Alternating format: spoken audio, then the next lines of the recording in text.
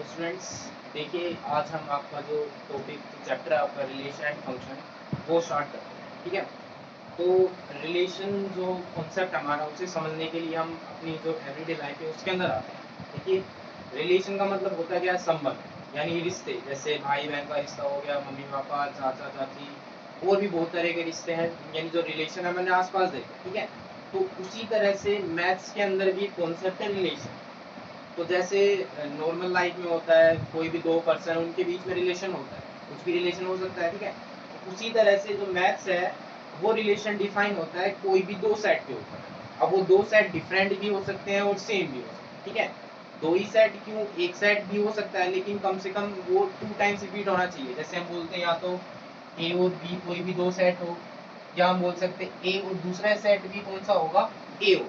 ठीक है, अब देखिए दो सेट की जरूरत क्यों पड़ी। जैसे हम चीज को इस तरह समझते हैं कि कोई भी रिलेशन हमें बनाना है हमारी एवरीडे लाइफ में, भाई बहन का या मम्मी पापा या जो भी रिलेशन है, कि भाई ये इसका मम्मी है, ये इसके पापा है, या इसका भाई है, ये इसके चाचा है, तो उसके लिए कम से कम दो लोगों का होना जरूरी है। सिंगल पर्सन का तो हम नहीं बता सकते ना कि क्या रिलेशन है उसका किसी के साथ। ठीक है, तो उसी तरह से रिलेशन के लिए कम से कम दो सेट आपके पास होने चाहिए। अब रिलेशन की हम मेन डेफिनेशन बाद में करेंगे, पहले हम ये समझ लेते हैं कि रिलेशन के लिए हमें क्या क्या चीज़ों पर ध्यान रखना है, क्या क्या चीज़ें हमारे पास होनी चाहिए। ठीक है, तो पहली चीज़ तो ये क्लियर हुई कि कम से कम हमारे पास दो सेट होने चाहिए। तो मैं मान लेता हूँ दो सेट है मेरे पास, let A equal to suppose 0 1 and, ठीक है, और कोई भी दूसरा सेट मैं मान लेता हूँ एंड दूसरा सेट हो गया सपोज 1 और ये कोई भी दो हमारे पास नॉन एम्प्टी सेट है। पहली बात तो ये क्लियर हुई कि दो सेट होने चाहिए। दूसरी रिलेशन के अंदर जो मेन थिंग है वो क्या आती है, मैपिंग। अब ये मैपिंग क्या चीज है वो समझिए। मैपिंग का क्या मतलब है, देखिए मैं दोबारा से हमारे जो एवरीडे लाइफ है उसके अंदर जाता हूँ। मान लीजिए आपके पास दो पर्सन है, कोई एक ये फर्स्ट पर्सन, ये सेकंड पर्सन। मान लो ये फादर है, ठीक है, और ये सन है। अब मैं आपसे दो बातें पूछूंगा, लेकिन दोनों का थोड़ा सा डिफरेंस रहेगा और उसमें आपका आंसर चेक करते हैं। मान लो मैंने आपसे ये पूछा कि ये जो बंदा है, ये जो पर्सन है, इस वाले पर्सन का क्या लगता है, ये वाला पर्सन इसका क्या है, फादर है, तो इसका आंसर आ जाएगा फादर। लेकिन अगर मैं इस बात को ऐसे पूछता हूँ कि ये वाला पर्सन इसका क्या लगता है, ये वाला पर्सन, ये जो बंदा है इसका क्या लगता है, इसका तो बेटा है ये, यानी इसका आंसर क्या हो जाएगा, सर। तो है वही दो बंदे, लेकिन बस पूछने का तरीका अलग हो गया कि ये इसका क्या लगता है, फादर, और ये इसका क्या लगता है, सन। तो दोनों केस में हमारा आंसर डिफरेंट आया। तो ये जो हमारा मेथड है कि हम रिलेशन कहाँ से कहाँ पे डिफाइन कर रहे हैं, इस बंदे से इस पे डिफाइन कर रहे हैं या इस बंदे से इस बंदे पे डिफाइन कर रहे हैं, तो इसे हम क्या बोलते हैं, मैपिंग बोलते हैं। ठीक है, अब सेट के अंदर मैपिंग क्या होती है, इसको अगर मैं सेट की फॉर्म में लिखना चाहता हूँ तो ये मैपिंग होती है, या तो इसे बोले ए एरो बी, यानी हम रिलेशन डिफाइन कर रहे हैं ए टू बी, इसे बोलते हैं ए टू बी। या क्या हो सकती है मैपिंग, बी टू ए, या तो ए से बी पे हम रिलेशन डिफाइन करेंगे या बी से ए पर हम रिलेशन। ठीक है, दोनों में से कोई भी मैपिंग है वो क्वेश्चन के अंदर आपको गिवन होगी। मैपिंग का मतलब हम रिलेशन कहाँ से कहाँ पे डिफाइन करें। ठीक है, दूसरी चीज हमारे पास आती है क्रॉस प्रोडक्ट, या उसे हम बोल सकते हैं कार्टेशियन प्रोडक्ट। क्रॉस प्रोडक्ट का मतलब है हमारे पास जो भी दो सेट गिवन होंगे उनका हमें कार्टेशियन प्रोडक्ट निकालना हो, उसके बाद हम रिलेशन पे आएंगे। ठीक है, अब वो Cartesian product A cross B होगा या बी क्रॉस ए होगा, वो कहाँ से हमें पता लगेगा, वो मैपिंग से पता लगेगा कि मैपिंग आपकी ए टू बी है तो आप ए क्रॉस बी निकालेंगे, या फिर बी टू ए है तो क्रॉस प्रोडक्ट बी टू ए। दोनों में से जो मैपिंग है उसके अकॉर्डिंग हमारा क्रॉस प्रोडक्ट। ठीक है, अब मैं मान लेता हूँ सपोज हमारे इस क्वेश्चन की मैपिंग है ए टू बी, तो हमें क्या निकालना होगा, ए क्रॉस बी। हम निकालते हैं ए क्रॉस बी। ए क्रॉस बी निकालना आता है, हमें 11वीं क्लास में हमने पढ़ा है। ए क्रॉस बी का सिंपल मतलब है कि दोनों सेट के जो एलिमेंट है उनका पेयर बनाना है। ठीक है, पेयर कैसे देंगे, पहले इसका पेयर 1 के साथ 0 1, दूसरा 0 का 2 के साथ।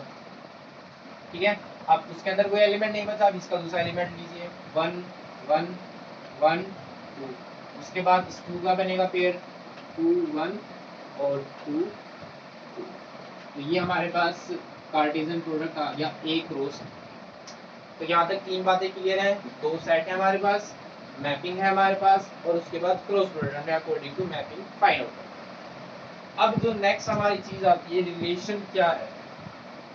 रिलेशन कुछ नहीं है, बस एक सबसेट है ए क्रॉस बी। सबसेट मतलब इसके अंदर से यार एलिमेंट को निकाल के अलग कलेक्ट कर लेते हैं, अलग सेट बना लेते हैं, वही हमारा रिलेशन कहलाएगा।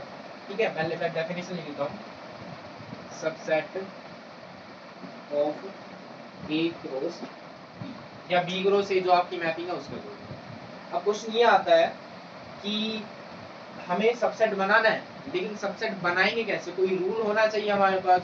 तो जो वो रूल होता है, ए और बी सेट के एलिमेंट को आपस में कनेक्ट करता है, लिंक करता है, जिसके बेस पे हम यहाँ से एलिमेंट छाट के अलग सेट बनाते हैं, उस रूल को क्या बोलता है? रिलेशन बोलते हैं। ठीक है, तो मैं अपनी मर्जी से मान लेता हूँ, सपोज आपके पास रिलेशन है, रिलेशन को हम डिनोट करते हैं आर से। यहाँ से आपका मेन कॉन्सेप्ट स्टार्ट हो रहा है, ये आपने क्लास में पढ़ा हुआ, ये बस मैपिंग का नया कॉन्सेप्ट। ठीक है, तो आर हमारे पास कोई भी रिलेशन है। अब रिलेशन के अंदर जो एलिमेंट है वो किस फॉर्म में आएंगे? डेफिनेशन पढ़िए, subset of A cross B, यानी इसके अंदर से हमें एलिमेंट लेने हैं, और इसके अंदर सारे एलिमेंट अगर हम ध्यान से देखें तो सब क्या बन रहे हैं? ऑर्डर्ड पेयर बन रहे हैं। इट मींस कि रिलेशन के अंदर भी क्या आएंगे? ऑर्डर्ड पेयर हमारे पास बन के आएंगे। सपोज मैं मान लेता हूँ A cross such that A belong करेगा, यहाँ पे ध्यान रखना, जो पहला एलिमेंट है वो पहले सेट पर, और जो दूसरा एलिमेंट है वो दूसरे सेट से। तो पहला सेट हमारे पास क्या है? ए, यानी मैपिंग का पहला सेट। ए और बी बिलोंग करेगा, ये तो सिर्फ हमने बताया कि ए और बी कहाँ पे बिलोंग करेगा। एंड अब मैं रूल लिखता हूँ, सपोज मैंने लिखा कि ए प्लस बी इज ई। ये जो हमारा मेन रूल है, इसके बेस पर हम रिलेशन को बनाए। ठीक है, ये रिलेशन की है set builder form. Set builder form यानी कि हमारे पास रूल गिवन है, हमें एलिमेंट नहीं पता कि एलिमेंट क्या आएंगे सेट के अंदर, वो एलिमेंट्स हम इस रूल को फॉलो करके फाइंड आउट करें। ठीक है, तो देखिए इसे हम रोस्टर फॉर्म में बनाते हैं। ए प्लस बी इवन का मतलब है कि इसके अंदर देखना है हमें कि जितने भी पेयर हैं उनमें अगर ए और बी को प्लस करूँ तो इवन नंबर आना चाहिए। पहला पेयर देखो, 0 + 1 1 आएगा, 1 तो इवन नंबर नहीं है, यानी ये पेयर रिलेशन के अंदर नहीं आएगा। 0 + 2 कितना होगा? 0 + 2 2, यानी इवन नंबर है। तो यानी ये वाला पेयर इस कंडीशन को सेटिस्फाई कर रहा है, यानी इस पे हम करेक्ट लगा देते हैं, मतलब ये हमारा पहला एलिमेंट आ गया रिलेशन। दूसरा 1 + 1 2 इवन, ये भी सही है, तो इस पे भी आएगा 1 1 1 + 2 3 इवन नंबर नहीं है, 2 + 1 3 इवन नंबर नहीं है, 2 + 2 4 इवन नंबर, तो इट मींस ये हमारे पास आ गया 2, तो जो ये हमारे पास सेट बन के आया है, इसे हम क्या बोलते हैं? यही हमारा रिलेशन। ठीक है, तो ये रिलेशन की सेट बिल्डर फॉर्म है। यहाँ लिख देता हूँ मैं, सेट बिल्डर फॉर्म, यानी हमें रूल गिवन है, और ये हमारे रिलेशन की क्लोज। ठीक है, तो एक बार फिर से देख लेते हैं। रिलेशन के लिए हमारे पास कोई भी दो नॉन एम्प्टी सेट होंगे, सेम भी हो सकता है, डिफरेंट भी हो सकता है। ठीक है, अभी भी समझाने के लिए आपको डिफरेंट मैंने सेट दिए, आगे जैसे क्वेश्चन करेंगे वहां पर सेम सेट पर रिलेशन डिफाइन होगा। दूसरा है मैपिंग। मैपिंग का मतलब आप सेट मतलब रिलेशन कहाँ पे डिफाइन करें। जैसे बताया था कि अगर हम क्वेश्चन पूछते हैं ये इसका क्या लगता है फादर, दोनों में मतलब हमारा आंसर चेंज होगा। ठीक है, उसी तरह से ए से बी है मैपिंग, या बी से ए है, उसके अकॉर्डिंग हमारा रिलेशन भी चेंज होगा। इस चीज का ध्यान रखना, मैपिंग इंपॉर्टेंट है। अब मैपिंग के बाद हमारा ए और बी, मैपिंग हमें डिफाइन हो गया कि ए टू बी है तो Cartesian product A cross B होगा, बी टू ए है तो बी क्रॉस ए होगा। क्वेश्चन हमने ए टू बी के अकॉर्डिंग किया है, तो हमने ए क्रॉस बी निकाला, ये हमारे पास ए क्रॉस बी के एलिमेंट आ गए इनके फॉर्म ऑफ ऑर्डर्ड पेयर्स। ठीक है, अब रिलेशन की डेफिनेशन क्या है? Subset of A cross B, यानी इस ए क्रॉस बी में से हमें एक सबसेट बनाना है, और वो सबसेट बनेगा कैसे? ए और बी, यानी दोनों सेट के बीच में हमने एक रूल लगा दिया, जिसे बोलते हैं रिलेशन। रिलेशन बोल सकते हैं कि दोनों के बीच में हमने एक रिलेशन बना दिया कि इस रिलेशन को फॉलो करके आप एक सेट बनाइए, और उसे ही हम क्या बोलते हैं? रिलेशन। रिलेशन यानी rule A plus be even number का था, हमने इसमें पेयर चेक की कि कौन से पेयर इसको सेटिस्फाई कर रहे हैं, जो पेयर सेटिस्फाई करेंगे वो इस रिलेशन के अंदर आ जाएंगे। ठीक है, वो क्या हो जाएगी? रोस्टर। ओके स्टूडेंट्स, तो ये आपका कॉन्सेप्ट था कि रिलेशन एग्जैक्टली होता क्या। अब रिलेशन हमें पता चल गया रिलेशन क्या होता है। इसके बाद हम करते हैं कि रिलेशन में डोमेन और रेंज का क्या फंडा होता है, क्या होती है रेंज और क्या होती है। ठीक है, इसी क्वेश्चन को लेके चलते हैं। देखिए मान लीजिए यही आपके पास है, रिलेशन बन के आया हमारे पास 0 2 1 1 और 2, ये हमारे पास रिलेशन, ठीक है। इसके हम डोमेन लिखते हैं। किसी भी रिलेशन की डोमेन का मतलब है जो रिलेशन के अंदर ऑर्डर्ड पेयर है हमारे पास, एक रो बी की बात नहीं कर रहा मैं, अब मैं बात कर रहा हूँ रिलेशन के अंदर जो भी ऑर्डर्ड पेयर है, उस ऑर्डर्ड पेयर में जो फर्स्ट एलिमेंट है उनका अगर मैं एक सेट बना दूं 0 1 और 2, तो ये हमारा क्या हो जाएगा, डोमेन हो जाएगा, ठीक है।